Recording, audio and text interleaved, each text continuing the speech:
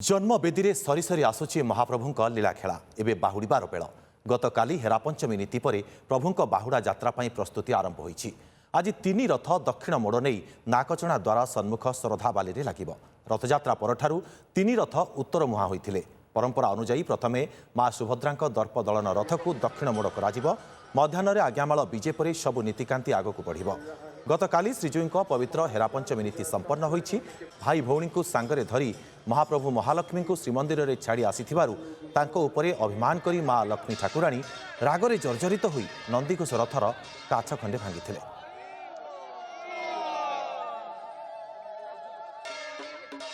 गुंडीचा मंदिर सम्मुख में उपस्थित रही आमर पुरी विरोची प्रदीप महांती। प्रदीप, जानिबाकु चाहिबी महाप्रभु जेहेतु बाहर अछंती केमती दर्शन करुछंती, भक्त माने केते उत्साहित रहिछंती भक्त माने महाप्रभु को पाखरे टिके देखिबा पई?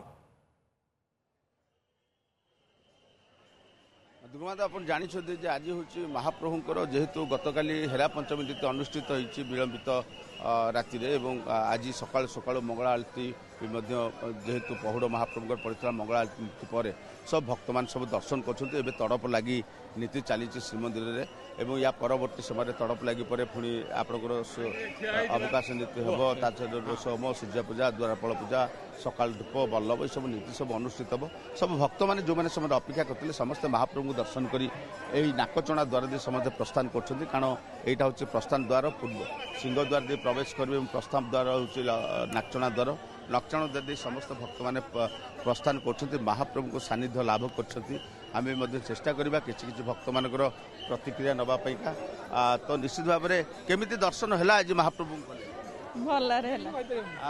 आपन केमती अच्छे आपन केमती दर्शन कले महाप्रभु को? बहुत बढ़िया दर्शन, बहुत भल दर्शन है। दर्शन ठाकुर को भल लगे आत्मतृप्ति देखा इच्छा किंतु लोकों गहली द्वारा आत्मतृप्ति दर्शन होनी कि दुख ठाकुर को प्रार्थना करी होनी लोकों गहली भितर मुझे भितर बेहोश हो गली मात्र को दर्शन कर पार्ली भलसे मो पुओ मत टेकीदेला चका आखी को दर्शन करके खुशी आड़प मंडप महाप्रभु को पाखु दर्शन मिले आप केमी दर्शन पाइले? बहुत गहली गहली अत्यधिक ठाकुर तो जगह हूँ भिड़र ठाकुर भिड़ लक्ष लक्ष भक्त सब आसुँच समस्त महाप्रभु दर्शन कर दर्शन बहुत भल दर्शन है ये कि रास्ता जमी भिड़ जो लाइन रे जाइतिला से लाइन रे होइतिला बहुत भल होइथांदा। निश्चित भाव में भक्त माने भी मध्य प्रतिक्रिया रखुछंती केमिति आपनकर दर्शन हैला? अच्छा दर्शन हुआ, बहुत अच्छा अभी दर्शन हुआ सुबह सुबह मंगला आरती का। मंगला आरती दर्शन करछंती आपण माने केमिति दर्शन कले? भल सुंदर भाव दर्शन कलु आज्ञा। आपण केमिति दर्शन कले? भल दर्शन है।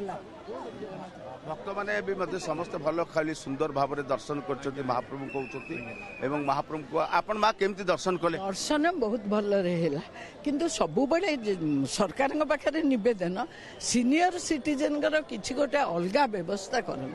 लोक ठेली दउछंती 75 वर्ष 82 वर्ष कि अवहेलित कहले सब मंदिर बुलिक आसिली जगन्नाथ आम निज जगह आमको केमती जगन्नाथ करंतु तांका इच्छा।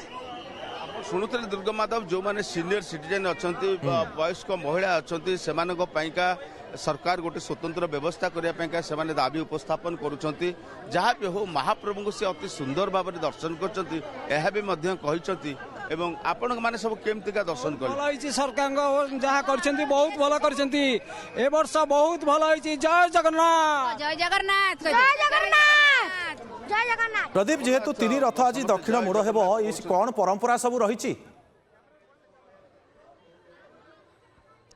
देखो जेहेतु महाप्रभु उत्तरायण यात्रा करते दक्षिणायन यात्रा हम बाहुड़ा यात्रा तो सेटिका जेहेतु गतकाली हेरापंचमी नीति अनुष्ठित हो जाइए माँ आसिक पहुँची गले तेणुक बड़ भाई बलभद्र महाप्रभु जगन्नाथ कहले जे महाप्रभु तो आपणकर रथ बर्तमान प्रस्तुत हो बाहुड़ा महाप्रभुंर जगन्नाथ महाप्रभुंर आज हूँ जो रथ त्रय अच्छी से तीन रथ आज जितेबाला गुंडीचा मंदिर में महाप्रभुंर सकाल धूप नीति समापन होब तीन बाड़ू आज्ञामाल प्राप्त हो तीन पूजापंड सामंत तीन रथ में आज्ञामाल प्रदान करेंगे। प्रथमे देवी सुभद्रा माँ दर्पदलन रथ आग प्रथमे टणाजिब कहीं गुंडीचा मंदिर में माँ देवी सुभद्रा माँ दर्पदलन रथ को प्रथमे टणाजिब एवं तापर बलभद्र महाप्रभु रथ टणाजिब तापर जगन्नाथ महाप्रभु रथ टणाजिब।